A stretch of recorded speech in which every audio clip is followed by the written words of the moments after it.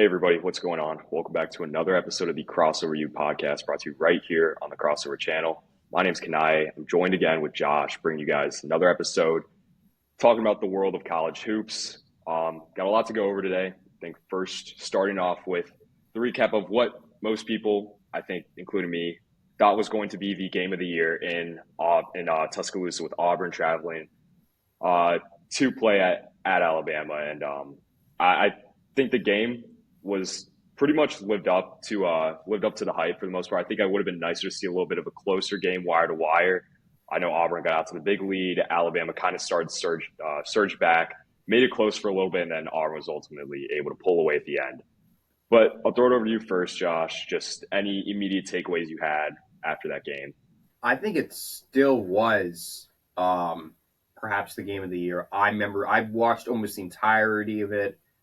Yeah, Auburn never trailed. They only tied twice, and both moments were still very electric. I think the game was wire to wire, which I think still made it a good game. But when you really want to talk about it, it was Auburn jumping to that 14-3 lead. Right. That really put the game on ice. And I think while Alabama made it close at times, they could never break through, and their defense just shrugged, which I think was the biggest problem because there were great opportunities. Broome was a little iffy. The Hot Pettiford was kicked out of the game, fouled out, I think, if I'm not wrong. Yeah. There were obvious weaknesses that Alabama missed on.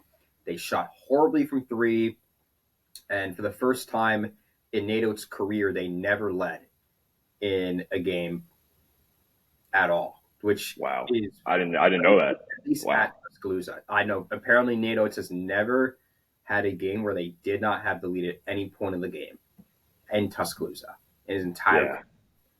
Which there's a lot about Oates, but even then, it says a lot more about Auburn. Auburn is by far the only team that can be the number one seed at the moment. I don't think this changes unless Auburn literally loses out, which doesn't appear to be the case in the slightest given how they've been.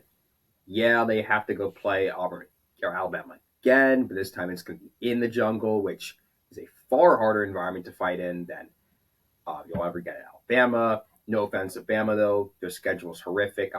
They lost also in Missouri, but they bounced back against Kentucky. If they can channel that energy together and that momentum, they can make a push. They can beat Auburn again, but it's Auburn's world. Really, that's how it is. Yeah. And I really do hope the College Game Day crew over at ESPN decides to have another game day for that Auburn-Alabama matchup in the jungle. That was just a perfect build-up for a game of that caliber, just having the game day crew there. I understand Tuscaloosa hasn't always brought the best basketball crowds being a football school, but, you can make the argument now that they're more of a basketball school than football. But, of course, winning fixes everything. Just with what Nate Oates has done in the last few years at Alabama and Tuscaloosa, he's completely changed, I think, the national perspective about that basketball program. And just the huge household names playing at the game, Janai Broome, Mark Sears, I think it was the perfect storm to have what, again, yeah, like you mentioned, was a really good game, even if, Alabama, it maybe – Auburn, jumping out to that 14-3 run, I think you mentioned, kind of took away from some of the dramaticness that I think the game could have had. I was a little pissed off because I really did want to watch the entirety of that game, start to finish, but I was hoping UConn could have got out of Newark with an easy win against Seton Hall, but nope, they had to go to overtime and ended in a UConn loss. So I ended up having to catch I ended up catching the game late in the first half through the rest of the game, but I definitely do want to say the second half was just a better. Yeah, second half was definitely a great watch. I definitely think, it was really cool seeing Mark Sears come down and bang 2 threes back to back to tie the game. That was just, the Mark Sears, I called Mark Sears having a big game. I thought that was going to be enough to get Alabama over the hump against Auburn in that game. Obviously wasn't. But I do think in those two losses, the Auburn loss and the Missouri loss, Mark Sears kind of reminded people that he's still Mark Sears. He's still able to go out and score 30 plus on any given night. And show. I mean, he is one of the premier guards players in the country, and that's someone who I think I trust more than any other player going into March in the country. But I think what I was able to take away the most in terms of player wise out of Auburn or Alabama was not only Mark Sears but Todd Pettiford. I understand it was only 13 points; it wasn't anything like insane, but the shots he took were not easy shots when the game started to get close in the second half, when Alabama was kind of going on that run to tie the game. I mean, just the confidence he plays with. He's shown up in every big game that Auburn has played this year. And that kid's, I mean, he doesn't even, he'd probably start on almost any other program in the country. And for him to come off the bench and just do what he does for Auburn, just the incredible shot making ability, and just he plays with no fear, and that kid's going to be a lottery pick. But I kind of wanted to ask you, Josh, do you think, I know it's tough because it's several days after, but how do you, it's more than a week after, my mistake, but do you, just looking at that game alone, do you take more positive from Auburn or more negative from Alabama out of what you saw? I think it's a hard mixture of both. I mean, Auburn didn't even play the best game that they could have played, Right. which I think says so much about what we are capable of seeing with Auburn. But I think it's more or less on Alabama. Once again, the 3-point shooting that the team is known for having fell off drastically. That could just be because Auburn was also a good defensive team when it comes to the 3-point line, but Bama doesn't shoot that bad typically. I also do think that Mark Sears is very much a wild card. Like, we've seen him get benched in lesser games than this, and he was Right. benched at small points when I don't think he should have been, at least in my opinion. But given how he's been playing this year, it's been very up and down. He has a great upside. He could be the next Jalen Brunson. I know everyone's comparing Right. him Yeah. to Jalen. I think there's a great comparison. He does remind me a lot of his game as a guy who watches the Knicks a ton. I would definitely agree with that. I'm just saying that it would probably be more of Alabama's negatives than Auburn's positives. But that being said, I don't think it's impossible for Bama to beat Auburn.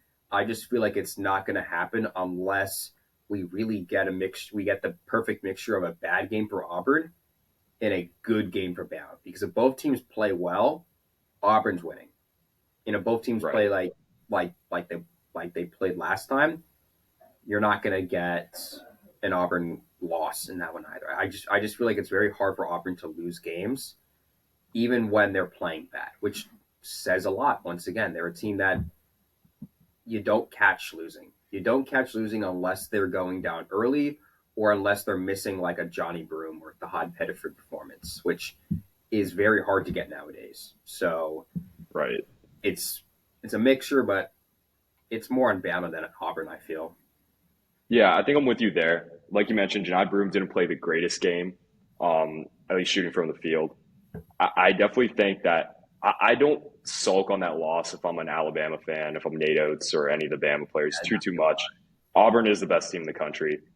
They had a great opportunity to win that game. Just, I mean, being at home and just the whole build up and everything, and more the performance Mark Sears had. I think the Missouri loss as well. Just, that was a trap game. I know me and you both talked about that when we saw that game coming up last week. And I think it's tough they're probably tired again after playing Auburn, and just to go into Missouri, which has proven to be a pretty tough place to play this year. Um, but I mean, they just have such a gauntlet of a schedule to finish the year. I mean, you could make the argument they've had the hardest schedule in college basketball history this I would year. say so, at least. I mean, Yeah, I these mean, it's up last there. 7 games are all ranked. Auburn is featured twice. Florida is there. Kentucky is there. Tennessee is there. They're playing just the worst at the worst time. Right. They're playing the most important games. They're going to be, and I mean, I think it's even more to talk about the fact that they're probably going to play a ranked team or two in the SEC tournament right away. I mean, they Right. arguably could be playing 10 plus ranked teams in a row.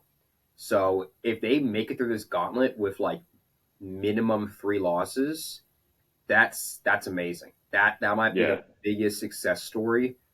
Will will ignore. Honestly, I think until they run it back and make the Final Four again, and we're wondering why did they do that? Oh, because they were given the hardest schedule known to man, Right. and they got through with it. I mean, yeah, like you just mentioned, they might lose a few of these games coming up in just the gauntlet of a schedule they have to finish the year in conference play. And again, in the SEC tournament, that's again going to be another bloodbath. But I think while they might pick up some losses, their seed might go down a little bit. I mean, these games are preparing them for March, and in the tournament, they're not going to be playing right away the caliber of teams that they're playing right now in the SEC to finish off the year, and in the that they're going to face in the SEC tournament. And just with the amount of experience that they brought back from last year's Final Four team, and even last year, there was stretches of the year where Alabama couldn't hit a shot, and when they're hot, they looked so good. We saw them in the tournament last year. Um, that final score in the semifinal game against UConn. That final score was not a great showing of how competitive that game was. They gave UConn the best fight probably out of any team in the tournament last year. And I just again, I trust Mark Sears more than any other player going into the tournament. I think Nate Oates' offense is built for when they're hot, they're so tough to beat. I just think it really falls on the role players that need to step it up a lot more, specifically like Grant Nelson. I think a lot of people, including myself, were expecting a little bit more of a jump in his play from last year this year, just because, I think you kind of give last year a pass just because he was playing up at the high major level for the first time. I think I expect a lot more out of him this year. He's had moments, but he needs to be better. And they need Cliff Amore too. I know you bring him in for rim protection. He does that, but I thought in a Nate Oates offense, he'd be able to do a little bit more on the offensive side. But I mean, you need guys to back up Sears when he's able to just light it up.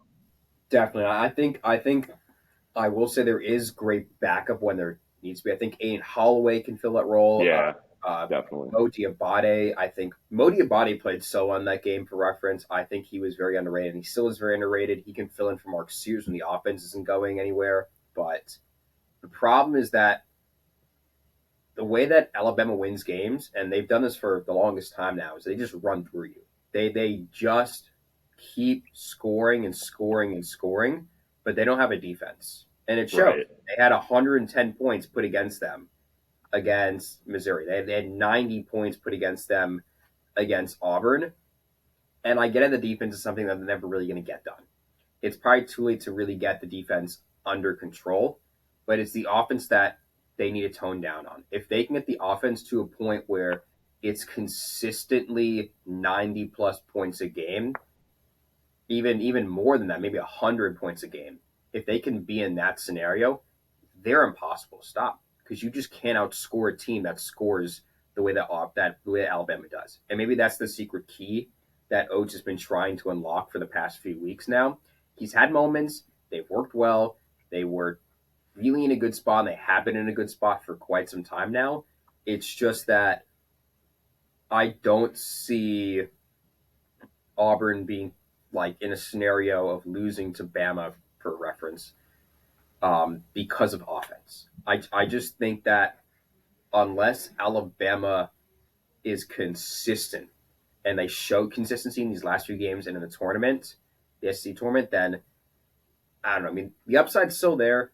Still a Final Four, still a national championship upside with this team. Right. But they're losing it. They're losing it, and they need to stay focused on the offense in particular. If they can make the defense better, then yeah, that would be pretty useful. Don't get me wrong.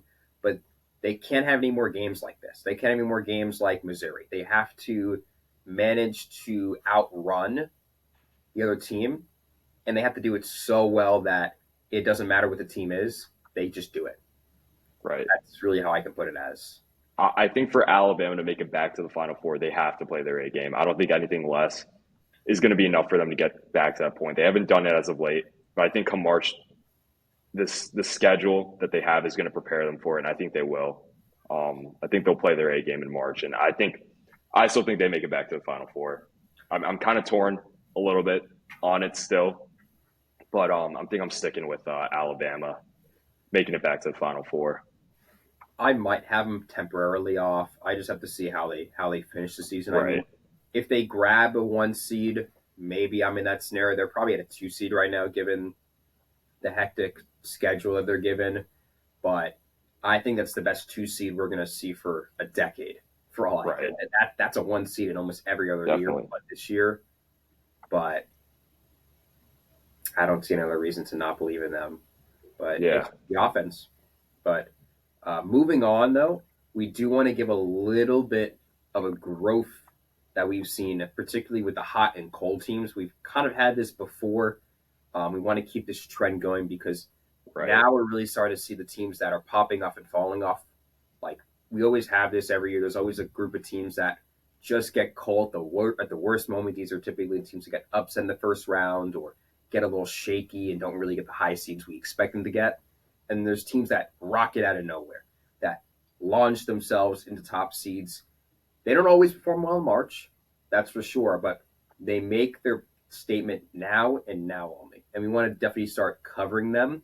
So one of the big ones that I've been looking at has been Houston.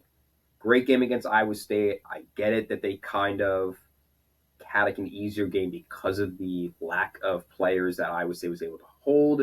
There were some illnesses and injuries that were leaving their top players out, unfortunately, and they were playing in Houston as well. So home court advantage plays a big role for that. But I think Houston's been really solid recently since their Texas Tech loss.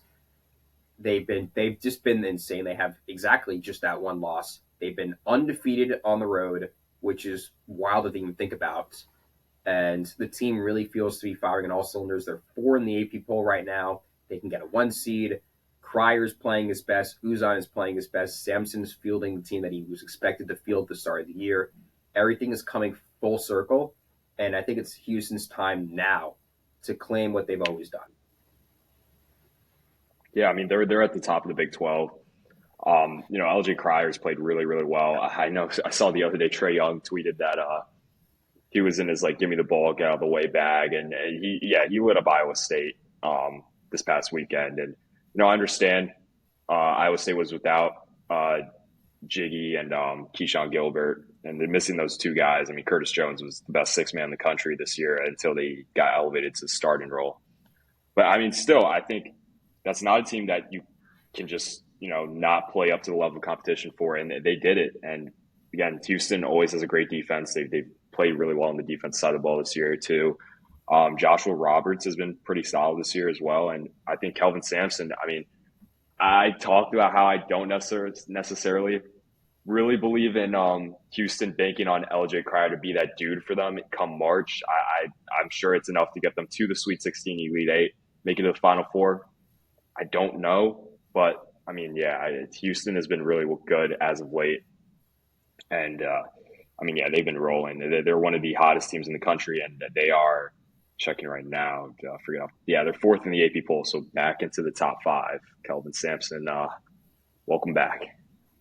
Yeah, I mean, I don't think he ever really left. I just think that in layover, just a really bad Right. schedule, and like it was looking finicky. They weren't starting crazy with crazy strong games, but they've played well. They've had basically every single win you can think of. They've had the win at Kansas. They've had the win with Arizona. They have the wins now with Iowa State. I think it's almost impossible to ignore them any longer. They feel really underrated. I know Houston never really performs that well in March. Unfortunately, Sampson has never really been a March Madness guy as a coach, Right. but I have to put them in to like a Sweet 16 Elite Eight scenario. Maybe they're not as good as last year's team, but I still feel like if luck is on their side, which to be real with you, it's not really on their side typically in March. It's a little unfortunate to say, but we've seen how that happens for them. But if things work out, that's another Final Four team. They feel like a team that can be in that scenario. And speaking of teams that's kind of popping into Final Four talks is Michigan State. They've been hot. Great win against Purdue. Great win in the rivalry game against Michigan. Everything's been firing. Izzo was having the year we were saying he was going to have. I mean, this could be his last proper season as coach of Michigan State, and he's going to want to go out in style. You know how he is. Right. Yeah, I mean, I even want to talk about that Illinois game a little bit where they were down big and they just went on that huge comeback fueled by Jackson Kohler. I mean, if Kohler can play the way he did in that game consistently, where he brought tough shot making ability in the post and just I mean that explosion from downtown he had too. It was insane. If Michigan State can have that level of shooting consistently, they are so dangerous in March. And I was talking to Joshua about it off recording where I mean, I more and more really think Michigan State is a Final Four team. I kind of want to slot them into the Final Four now, um, at least for my picks. But I mean, just with what they've done since having Kohler start and just Jaden Atkins has been playing well and Cohen Carr too. They've been able to get in transition way more often than they were able to early in the season, and just I think he's benefited from that a lot. And like you mentioned, Izzo, I mean, he doesn't want to go out on a sour note. Obviously, it's not confirmed if this is his last year or not, but we all know he's running out of time.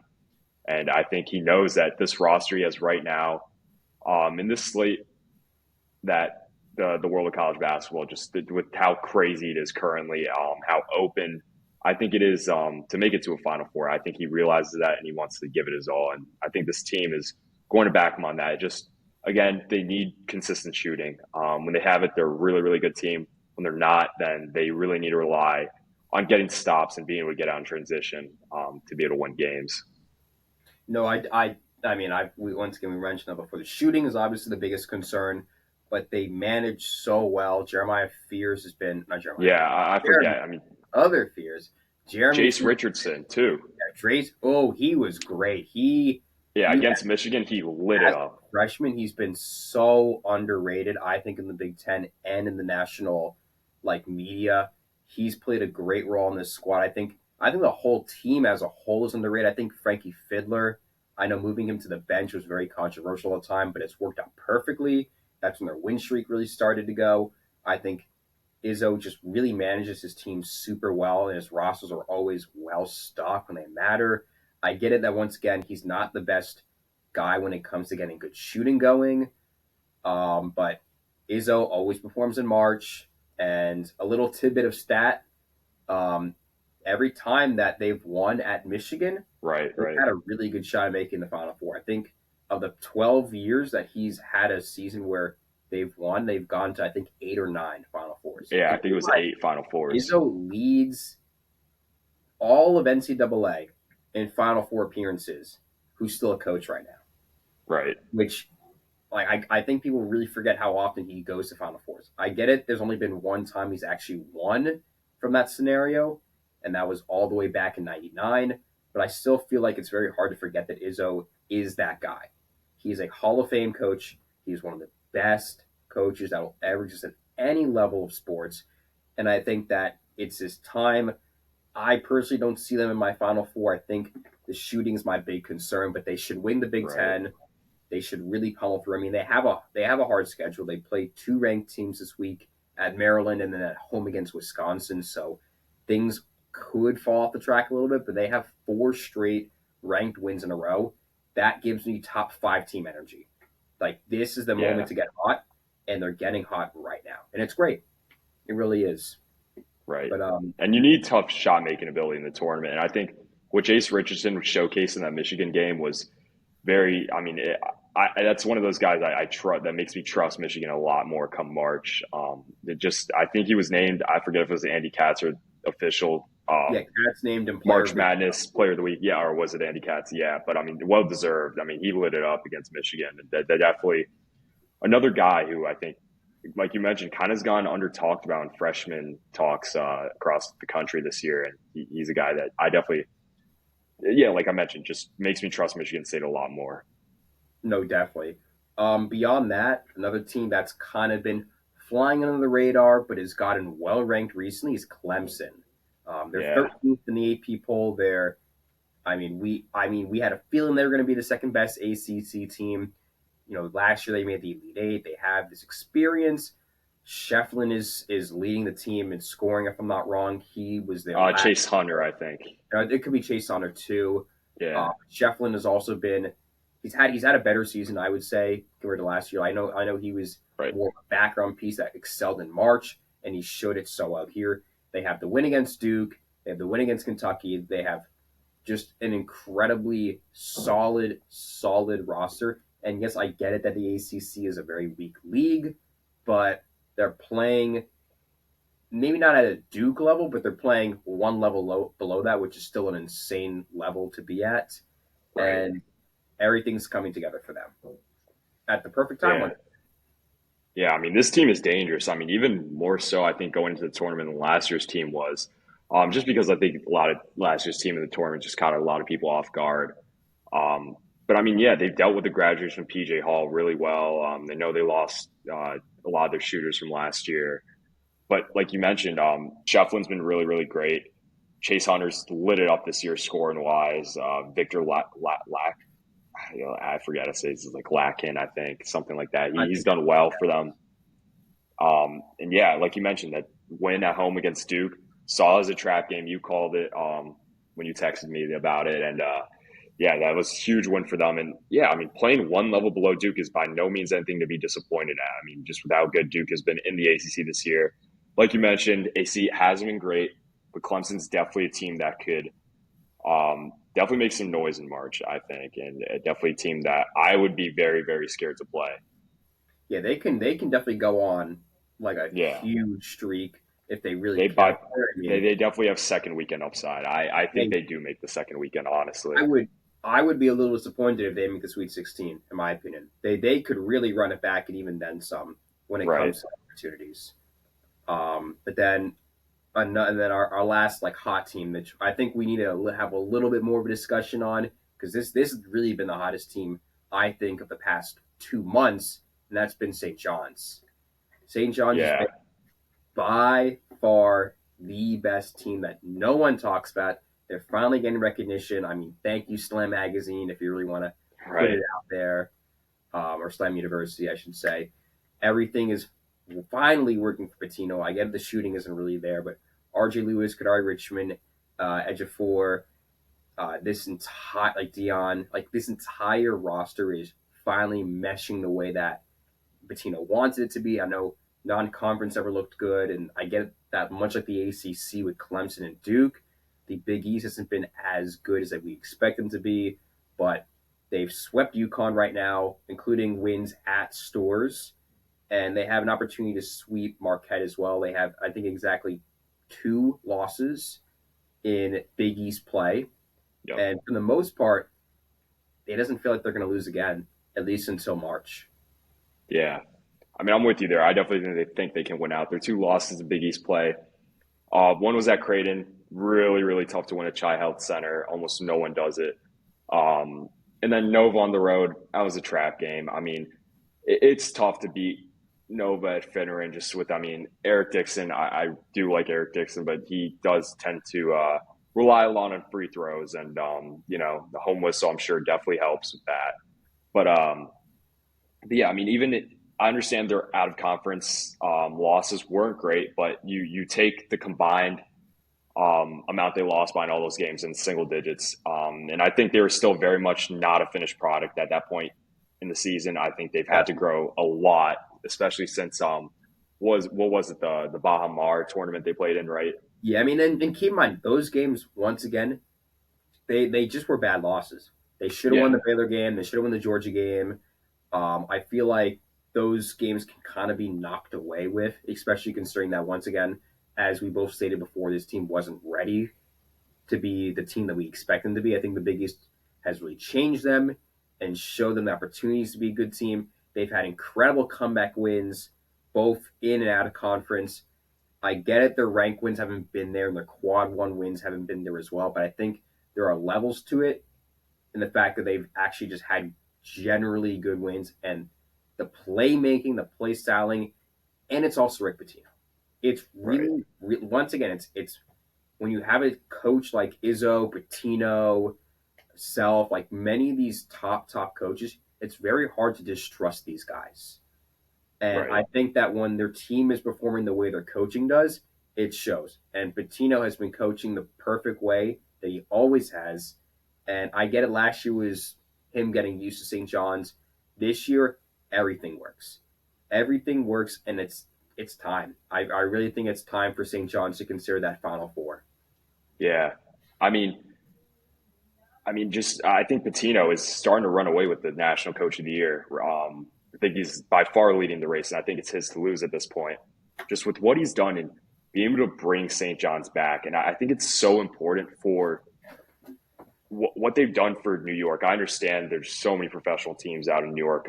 Pitino calls St. John's the 11th or 12th professional team.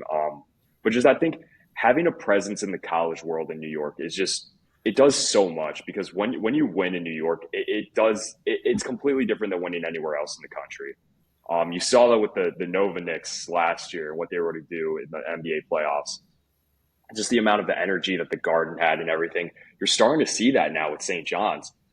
This is probably the first game in years where I was looking at that crowd at MSG on Sunday, and there was more red than there was by far more red than UConn. I know. I couldn't navy blue. find UConn jerseys anywhere. Yeah.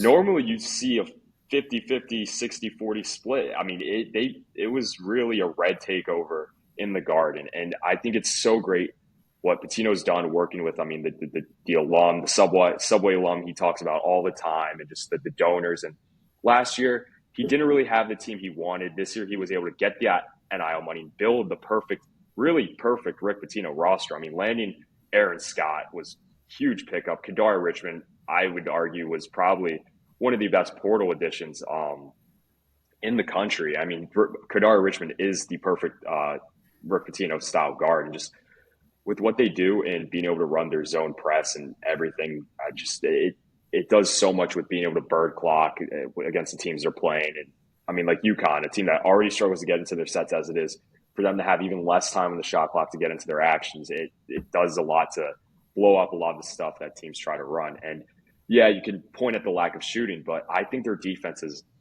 by far enough for them to get out of the first weekend and make it into the second weekend, which I think that it's going to be a disappointment if they don't at this point, I think. But I mean, on top of that, I was telling Josh before we started recording that there's a stat, I forget the year, might be 2011. There's only been two teams to shoot 30% or less from three and make the Final Four. 2012 Louisville and 2013 Louisville. Who was the coach of those teams? Rick Pitino. St. John shoots around 29% from three this year. Not great, but who's their coach? Rick Pitino. So St. John's Final Four run could be looming. And, I mean, outside of Auburn and Duke, I know have kind of dominated the national landscape in college basketball world this year. I'd argue as of the last few weeks, St. John's is almost right there with them, if not right behind. Like you mentioned, the slam cover. I mean, that was really, really cool to see. Vice has been doing this kind of Hard Knock style documentary for Pitino and the Red Storm this year. And I think it's really cool. And just what they've done for New York basketball, especially in the city, it's really, really cool to see. I know Pitino talked about when he got to St. John's, apparently they didn't even have a functional weight room. But now, I mean, just they're filling up the Garden. They've had to move games from Carnesecca to Madison Square Garden because they need to meet ticket demands. Just people wanted to come watch the Red Storm play, and just so much credit goes to Pitino for the quick turnaround he's had with that program. And I mean, I think I'm sure Lou Carnesecca is up there smiling. I'm sure he's so proud. That's a guy who endorsed Pitino so much when Pitino got the job, and I'm sure he's just absolutely. He'd be so happy watching how they play. No, definitely. St. John just fit the role. They're winning the Big East by a massive margin. Unexpected, very strong team. I mean, obviously, we really have to see how it turns out in March because they haven't made March yet. But you know how Pitino is. He makes Final Fours. He wins natties.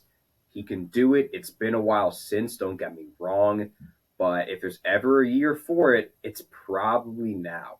And I think given the strength that we're seeing, it's hard to not look around it. Yeah. I mean, if they play the way they played yesterday against UConn, where they shoot 40% from three, you can make the argument they look like the best team in the country. Again, I know the level of competition in the Big East hasn't been great this year, but, I mean, they're right there with Auburn when they're making shots, and Duke. Certainly. But then with the hot, you kind of have the cold. Like I said before, some teams go up, some teams go down, and no team has gone down quicker than Purdue. They've lost 4 games in a row, including just a slaughter in the second half of their rivalry game at IU. It was looking great. Horrible 28-3, 30 to something run ended up occurring in the second half. Took all the air out of the room. and gave them their fourth loss in a row and their first unranked loss in that span.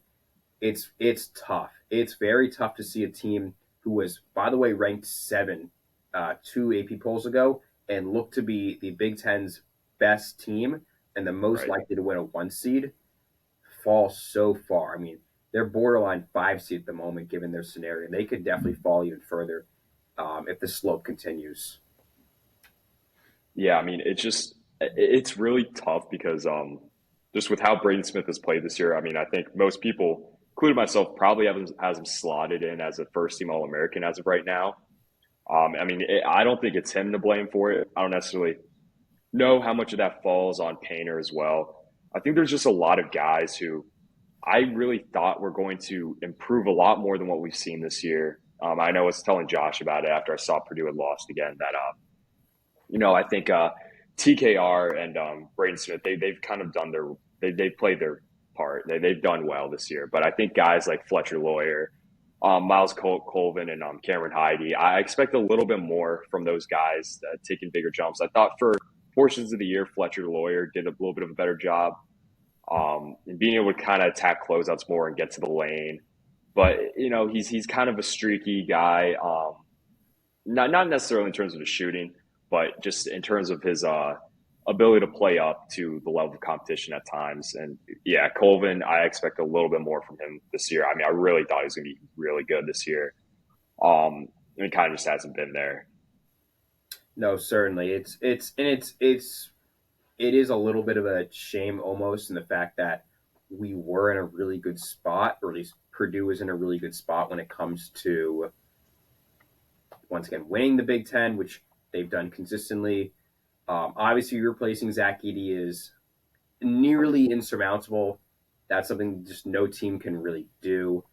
And it looked like they had succeeded in the moment. TKR responded that role well, but the lack of rim defense and just general defense as well has been the biggest issue.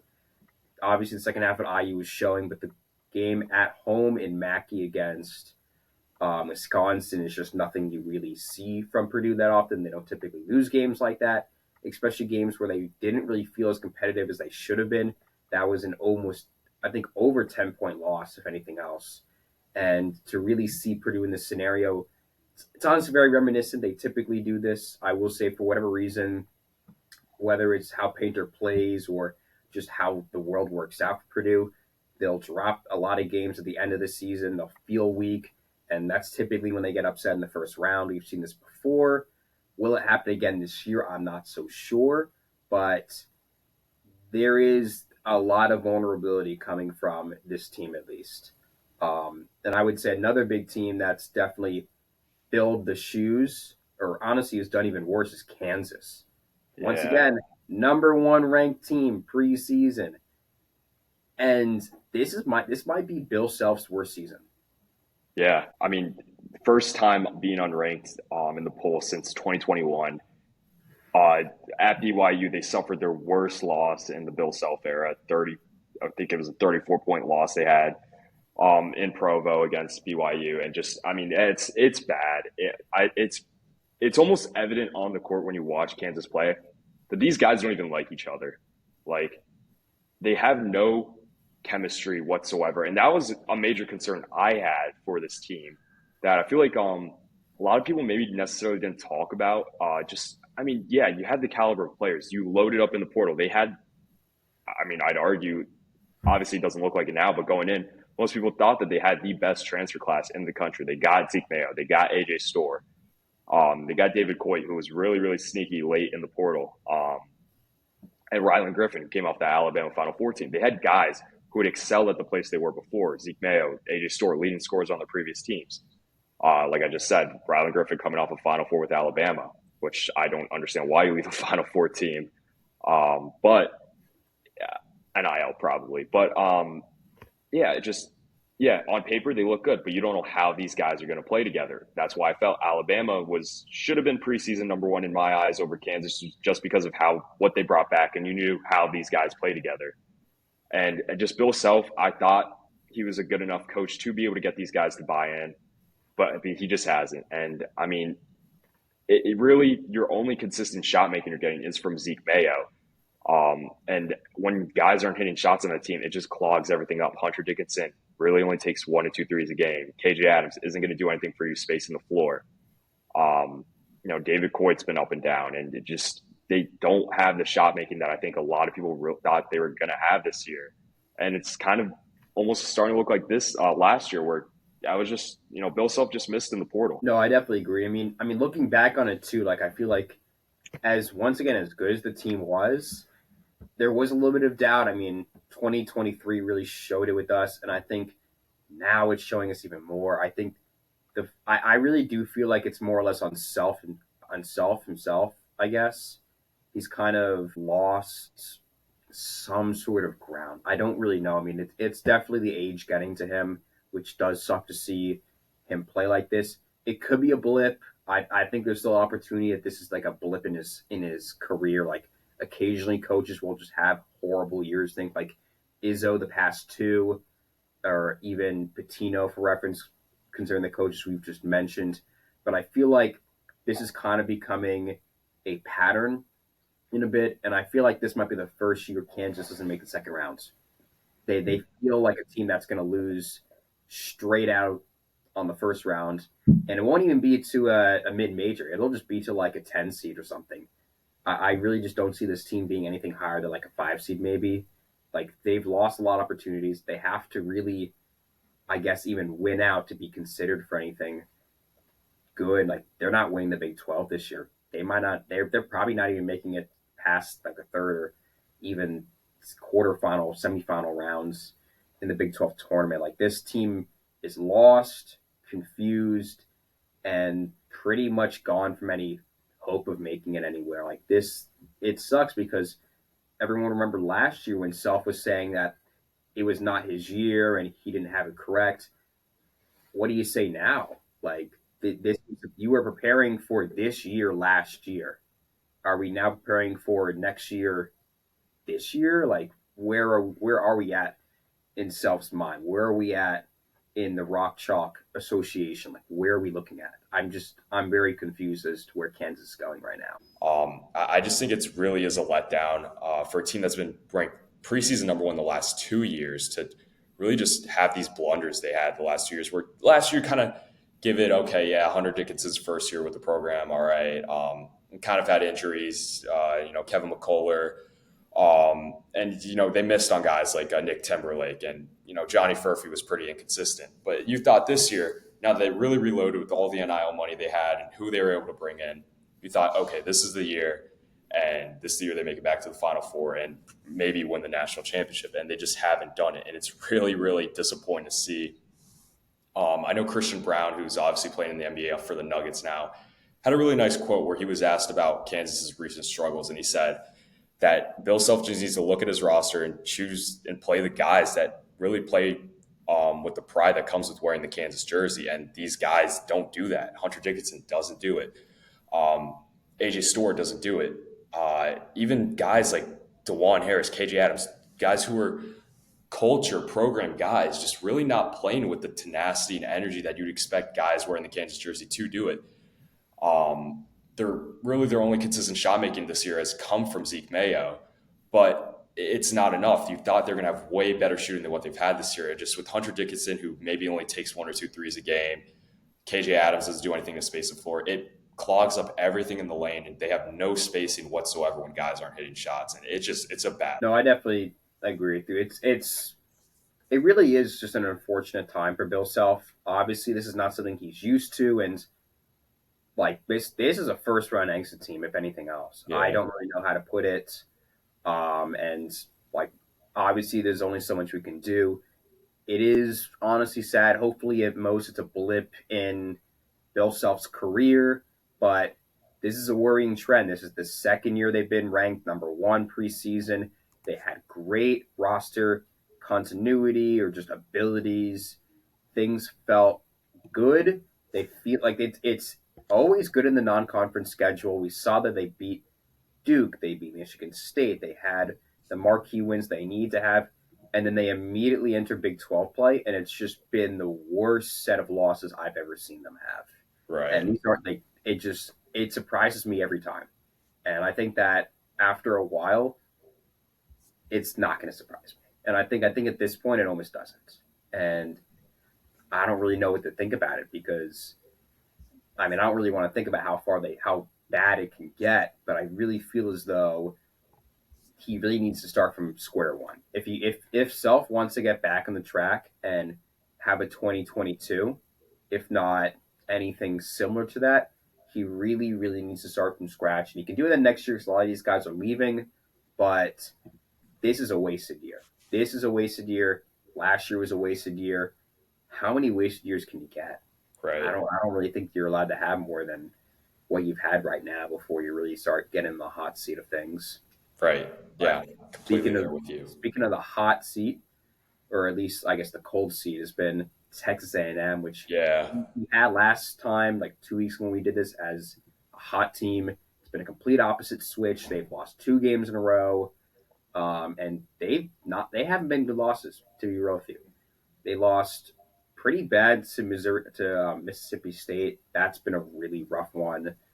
Scored 54 points in that game, and I think that's honestly the biggest issue because I think the real concern with this team is that they have Final Four upside, but they also have that first round exit, floor, and that's mostly because of the offense that Phelps and Wade Taylor the fourth run. And if they're not getting things going, which we saw in, for example, that Mississippi State game, then you're just not getting an offense. And that's going to stymie them so quickly in March if their shots don't land. Yeah. I mean, like you mentioned, only scoring 54. Wade Taylor only 11 points against Mississippi State. That's just not going to cut it. I understand it was a trap game, but that's a game you have to show up for. You need to come out of that game with that win.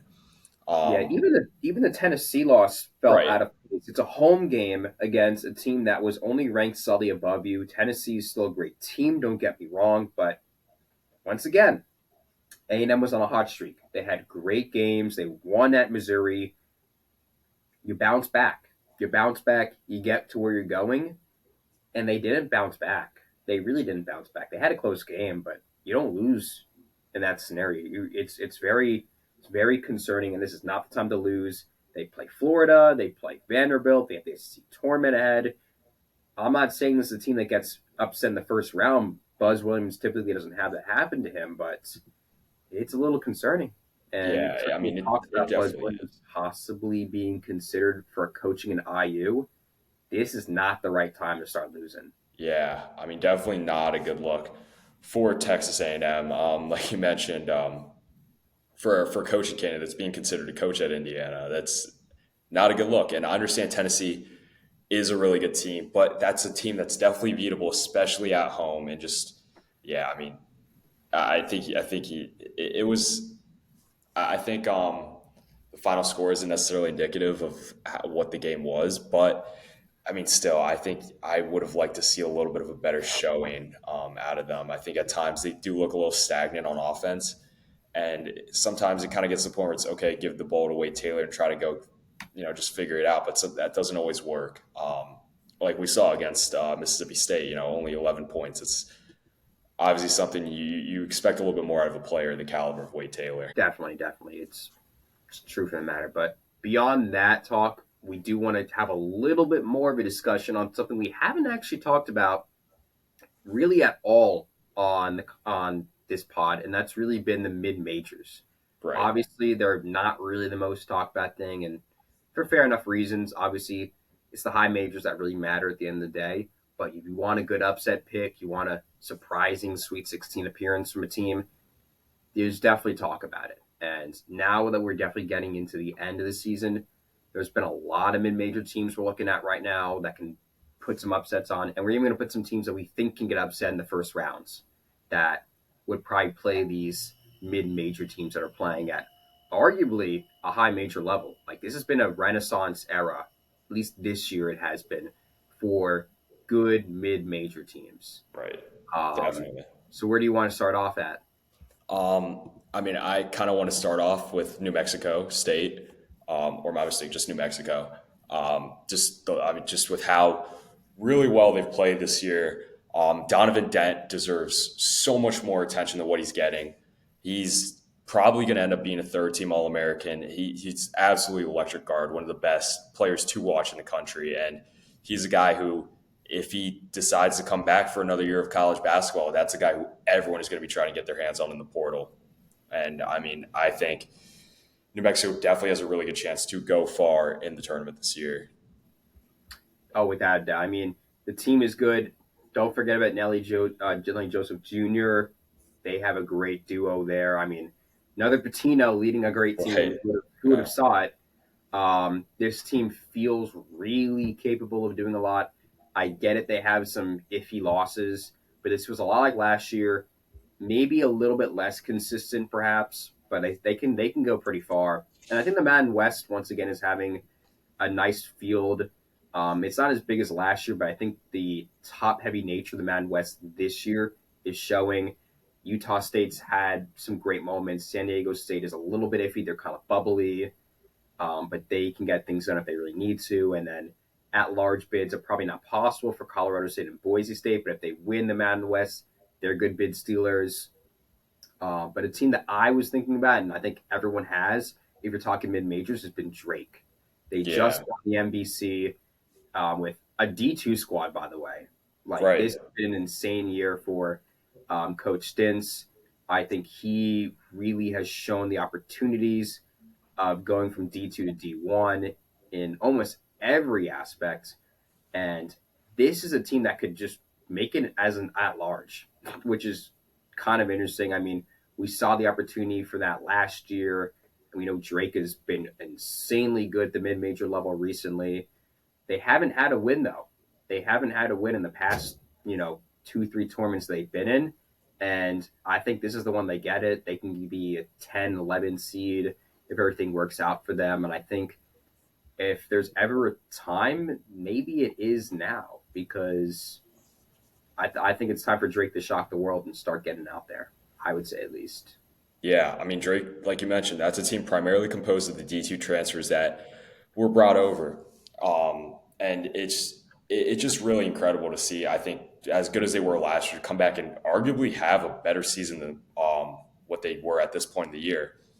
That game the other day where they beat UNI was just a really, really good game. And I mean, a really great watch. I mean, just happened to be on the TV after, forget whatever Power 5 game I'd been watching that night. But I think it might have been Purdue IU, but yeah, actually, I think it was that game. But yeah, it was just to UNI. I mean, really great college atmosphere. That's a thing that I think doesn't get talked about enough. Just some of the really, really great atmospheres a lot of these mid-major schools have, like a GCU, for example. I know a lot of people call that the biggest party in college basketball. But yeah, I mean, just a really electric crowd in that gym, and Drake was challenged at certain points of the game, but they were able to kind of keep pace and ultimately come out with the win. And that's definitely a team that I think could make a second weekend, maybe even definitely make it out first round for sure. Definitely. I think a team that really can fit that role is one of the UCs. I mean, we've seen this as well. Right. Once again, if we want to talk about, all-time possibilities for an at-large bid from a mid-major league, the Big West, I don't think has ever had one. Or if it has, it's been a long, long time coming. And UC San Diego, which, by the way, first time they're eligible for the NCAA tournament at the D1 level, and UC Irvine, who has had also great wins. They're both leading the league. They've had some incredible games. They've split the series between each other. San Diego is technically the better team overall, and if the scenario comes about where UC Irvine beats them in the conference tournament and they win, then there's a possibility. There's a small world. I think that it's most likely not going to happen just based off of how the tournament and the seeding works and KenPom and all these metrics. But San Diego is up there. It is a top mid-major, one of the best ones right now. They're having an incredible season. Irvine cannot be ignored. I mean, they're being featured on ESPN. Like, this is the time, I would say, once again, for both of these programs to be in that scenario, to win games in March. Maybe not second weekend, but I think there's a win between one of these two teams, I would say. If not, both considering that both have good shots of making it. Right. Yeah. I mean, those UC Irvine, San Diego games, those are when they play each other, it's pretty. It gets rowdy in And those I've gyms. seen both of those games. There's talent. There's talent out west that I don't think I've ever seen. I don't think most people have ever seen. You don't Right. really get to see a conference like the Big West be on a level like this. Like, obviously, there are the G5 and some other larger mid-major conferences, but the Big West is typically very underrated. They never really get anywhere. They don't typically win games in March, but there is a change in the water. There's a change Yeah. in the water in California for this, so Definitely. I'm all there for it to believe that And maybe. just to run over the A10 really fast, VCU is having a really, really great year. Definitely a team that's being under talked about. Max Shulgin, Joe, but I really don't know how to say it. Bamizel. Oh, Um, with Beasley, yes, yeah, yes. Joe Bamizel. Yeah, dude, those guys. That's a great duo to have, and that's a duo that I'm super scared to play if I see them in the first round in the tournament. They're both averaging around like 15 to 16 points a game. And I think VCU they're able to get up and down really really well and just really in an A10 this year that I thought Dayton was going to end up winning, but ultimately kind of fizzled out once conference play got into high gear. But yeah, I mean they've looked really really great in the A10. They're 12-4 I believe in conference and 22-5 overall, and that's they definitely have a chance. I think they probably do end up getting that large bid. Yeah, no, I would definitely agree. I mean, beyond that, at least GMU has played well. They did lose at VCU, so they did hand over first place control to VCU. But in the scenario where VCU does not win the A10, there are a slew of teams that can fill in for that role that I think feel very similar to last year. I mean, Duquesne was a team that we really didn't expect to win, but Right. managed and then won a game as well, which is I think one of the crazy upsets that we really forget about from last year. Dayton, I think, sends a great shot. They've been hot. They've been a lot hotter recently going out of conference play and into the tournament realm than they have been, when they entered. SLU has kind of got in a bit of a snare. I mean, Josh Schertz Right. definitely had a harder season than we were expecting, sitting with Avila, but there's an opportunity there. New coaching as well with Woj. He's done well at St. Bonnie. I don't know if they really make it anywhere, but it's very top heavy this conference. Um, I wouldn't be shocked if a team that is not in the top like three makes it again and even wins a game. So I mean, the A10 is always a fun conference to watch on the regular. So don't be shocked if like a Loyola Chicago makes it or something like that. Yeah. There's so many great opportunities for like a St. Joe's or any of these like not insanely good but somewhat good teams that have these good games in them that make it into March and just roll. Right. But I think yeah for that at least. I mean, yeah, I mean that's prime opportunity for those guys to get any teams in these mid-major conferences to be a potential bid stealer, like we saw last year. I mean, not as much as not as many that were really talked about out in the mid-major level. Of course, NC State and Oregon were two of the bigger ones. But I think you mentioned Duquesne with the upset. I think that's a good segue into some of just the potential upsets that we're kind of eyeing right now, just based off of recent brackets put out by ESPN for with their bracketology. Just some of the ones that we've been eyeing. So, I mean, just off the top, I think you always have to look at the 5 and 12 games. One that definitely sticks out to me is Maryland, which ESPN bracketology has Drake playing Maryland right now, and they're late in their bracket Ooh, last week. That I'm with is you. definitely a game that I think Maryland drops, honestly. I know, and while Maryland has been a great squad, they've been, I would say, underlooked. I still feel like the team doesn't fit the role of a top seed. They Right. have been great. But it's more or less on the lack of solid quality wins. They've been Yeah. consistent with winning games, but they typically haven't shown incredibly good wins. I should say I, they I don't think have Maryland is, like solid you wins. mentioned, been underlooked, but they've also been untested, like you just mentioned. Mention exactly. And I think another team that kind of fits that role a little bit is Marquette. They haven't Right. exactly had the biggest wins. Once again, that's more or less on the Big East with their faults, but I think overall they have an opportunity to be upset in the first round. And I know Shaka Smart typically doesn't have that downside to him, but this year feels very off from typical years at Marquette. They feel like Right. another 5 to 12 upset, and 12 seeds are really turning into be the big issue. I mean, that could be a VCU, that can be a Yale, that can be a slew once again of the teams we've just mentioned. And I think that all these teams could be favored and maybe should be favored over a Marquette or a Maryland for reference. In terms of another, I could see Texas A&M getting upset. ESPN has them as a 3 seed. I could definitely see them ending up getting upset if they get a draw with one of those mid-major schools we just talked about. That's a team that, like we just mentioned, is one of the colder teams in the country right now. I understand the 2 games they lost were two unranked. I mean, not my mistake, ranked teams, but just their showings in those games hasn't really necessarily helped their case. No, definitely. I mean, I do think that once again, and we say this every year, there's always really, really good teams that just lose games we never expected.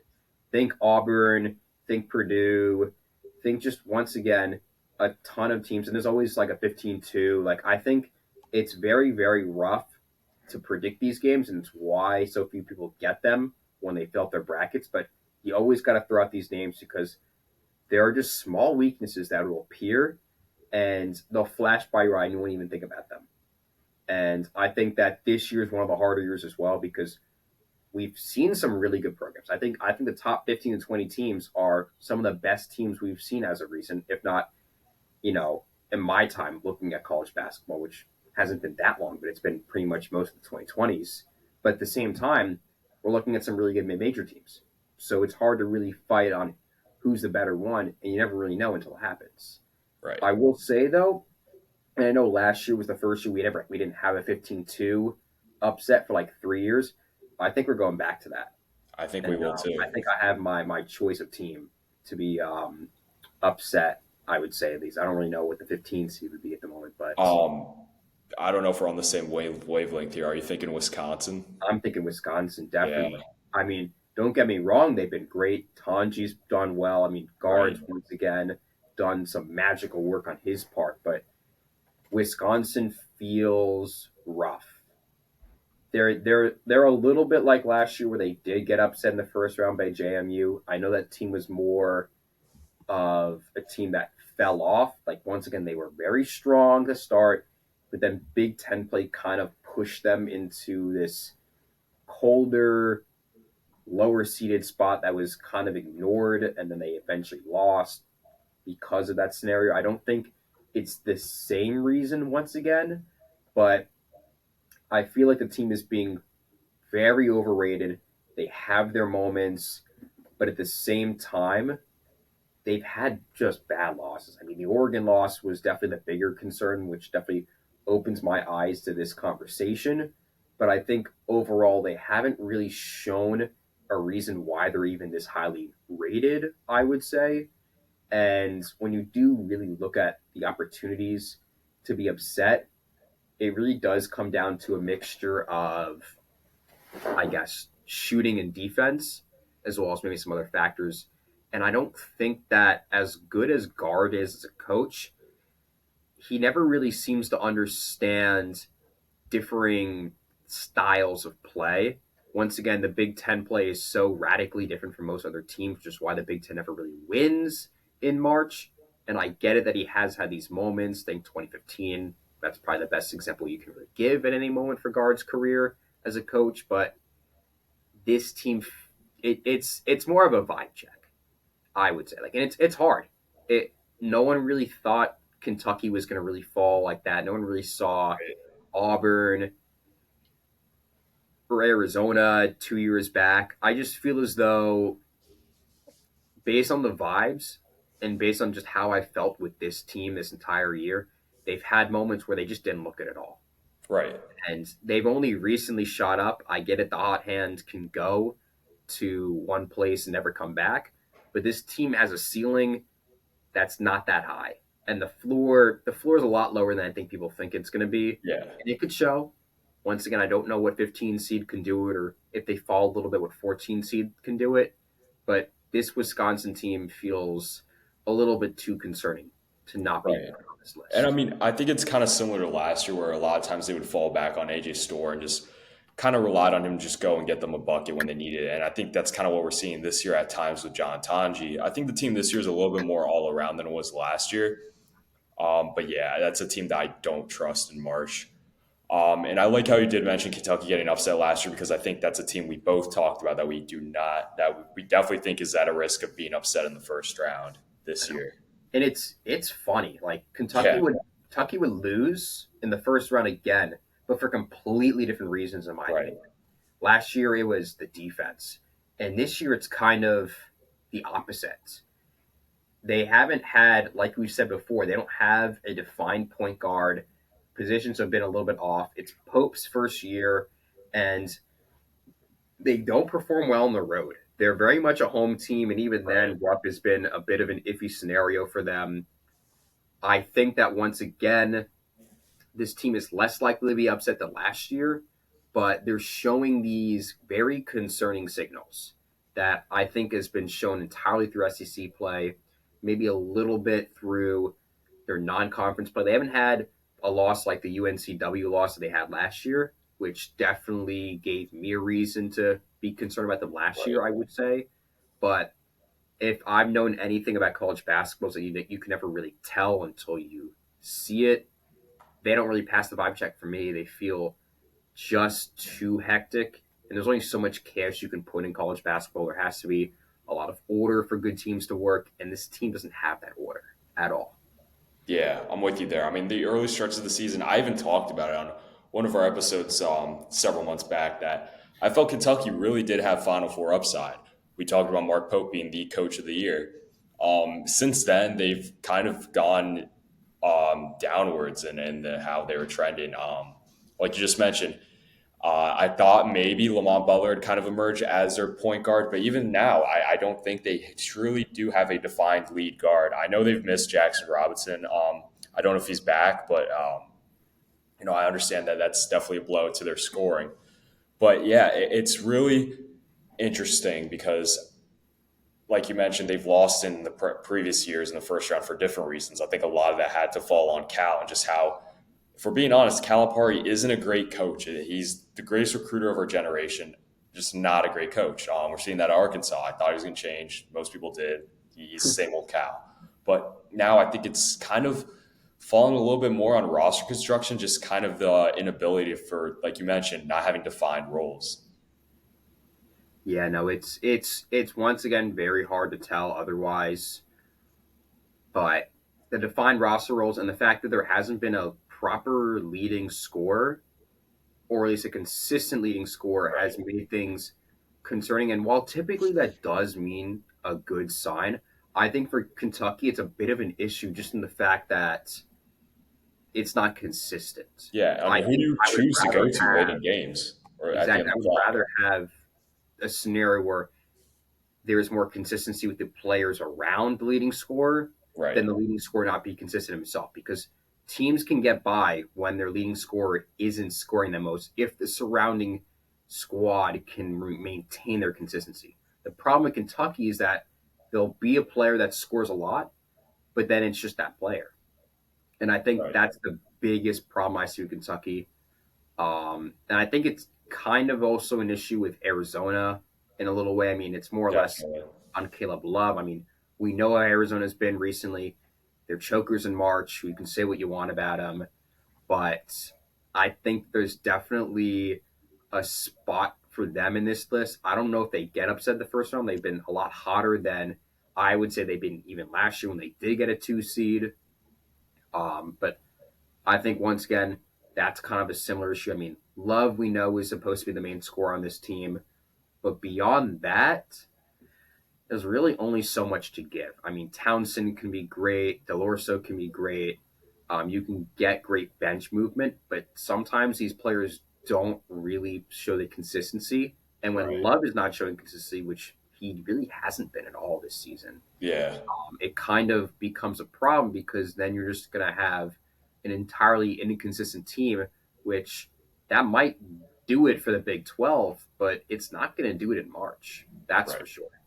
And I know Tommy Lloyd mentioned that he knows his team is at its peak when Caleb Love is playing his best basketball. And he talked about how Arizona needs to get to the point where the whole country knows Caleb Love is arguably one of the most inconsistent college players ever, where he can go out and get 30 on any night, but he can also absolutely just, go 1 for 11 from the floor and just not have a good game by any means. And Tommy Lloyd knows that. And he says for Arizona to be at its best, they need to have the guys around Caleb Love, be consistent enough for when Caleb Love when he has a bad game, which is at this point pretty inevitable. It's going to happen at some point. It will. They need guys like Carter Bryant, KJ Lewis, like you mentioned, Delorso, Trey Townsend to step up. And there's been certain games this year where they've shown flashes of those guys being able to do so, especially against BYU. Delorso had a really good game, his first good game in a while, actually. Carter Bryant also was really solid off the bench for them too, and I think they need more of that going forward. Definitely. And once again, I don't really see it. Like, they would more or less pass the vibe check, in my opinion, because they've used the hot hand pretty well. And I understand that their losses haven't been as bad as people are putting them as. Like, the BYU loss, I think, is still, that's a controversy in its own right that I don't think it's worth talking about. Definitely. But if you're going to ask me right now, I don't see them going far. Maybe not first round upsets, but it's very similar to last year where they very much could have won against Clemson. They very easily could have made Elite Eight, Final Four, given their scenario, but they were missing the consistency. And that's really the most you can get out of a lot of these teams that we're putting on this list. I think even teams that I don't expect to be first round upsets, but could be teams that don't make it past the second round, like Michigan State and St. John's, which, once again, as we've noted earlier in this video, poor shooting. Right. Regardless of how good your team is, if you can't shoot well in March, you're just not making it. And those are teams that, once again, could make the Final Four, but if they don't have good shooting, there's their second round, maybe Sweet 16 exits that we don't really think should be in that scenario. Yeah, right. Just in March, you need shot making. If you don't have it, then it's kind of a recipe for disaster. I kind of believe St. John's defensive prowess is enough to get them out of the first weekend. Michigan State, not as much, but I trust both those coaches a lot more than I would say it'd be a team without coaches of that caliber. But yeah, Arizona, I think Arizona's ceiling realistically is probably Sweet 16. I would say the same. Yeah, but they're definitely capable of being upset in the first round. I don't think they will. I think Caleb Love will show up for a first round game, but after that, I think it starts to get a little sketchy if you're a Wildcat fan. Definitely. They've been through a lot, so if anything much, maybe this is not a 2022 or 2023, but Boyd has to work something out. I feel like he's too good of a coach to not make a Final Four, and this is not a year for him to make the Final Four. I would say it's a good year. They've done well. Maybe they show us they're wrong, but as of right now, the inconsistency is the most glaring thing about this team. Right. And that's all I can say about it, too. Right. We talk about the inconsistency, and they've only had, 3 losses in conference play? But it's just something that's underlined and is always going to be looming, I think, when you have Caleb Love on your basketball team. I know we talked about a few weeks back about how he's been one of the more polarizing players in the sport since he's entered the college ranks. But yeah, it's definitely a team that is treading on thin ice in terms of how far they could end up going in the tournament. Definitely, but I think unless you have anything else to say, I think that should probably do it. Yeah, I think that pretty much takes care of all the upsets we had in terms of where we're looking at the brackets that have been made up to this point. Definitely be on the lookout for some of the other stuff we're going to be coming at you guys with. We're going to try to make a bracket fairly soon. We're also going to try to, once, regular season conference play dies down and we get into tournament play for each conference, we're definitely going to try to drop some of our picks. We'll also talk about some of our, conference, first team conference teams, first team All-American stuff. That'll be coming in the near future. But please, as always, if you like this podcast or any of the other stuff you see on this channel, really, really appreciate if you subscribe, like the videos. Please tell other people about it. It really helps with the algorithm on YouTube. And Josh, if you had anything to add. I definitely would say if there's a time to start watching us consistently, it's now. Yeah, March definitely. is the biggest month for both of our careers for this. I think it's the best month for this reason alone, unless you're a guy for other sports. Maybe that's June, maybe that's October. I don't really know. I mean, I'm an October guy for reference, but I would take March almost any day of the week. Right. It's gonna be fun. This could be 2019. This could be, any great year of your childhood watching March Madness, depending on who you are and when you are. I'm very excited for this one. I know Kanaye is excited for this one. I think Definitely. most of you guys listening are probably very excited for March to happen. It's going to be fun. I'm very excited to cover this. I mean, I'm a firm believer that March Madness is the best playoff in sports. I just think we're in store for what could end up being the best tournament, like you mentioned, since 2019. Just with, maybe a few teams have separated themselves a little bit, but it really is wide open in terms of who can make it to a Final Four. I think we're going to see a lot of upsets. And I just think there's going to be some really great storylines that are going to come out of the tournament this year. And I'm ready to be surprised. I'm so stoked for it. I'm ready to be surprised. But that should do it for us once again. Thank you for tuning in. We'll be making a lot more content for upcoming weeks. So if you want to see more of us, definitely keep on with us. Follow, like, do what you can. Comment. We love our comments. We always respond back when we can. Definitely. But thank you. And I'll let you do the outro, Kanaye. Yeah, Big Blue Nation will love to see you in the comments. So let me hear it. I'm sorry, guys. I didn't mean it like that. But if it happens, what can I say? Right. No, I'm sure Big Blue Nation will be in the comments. But please, as always, do what you can, engage with the content we put out. And until next episode, we'll see you all next time.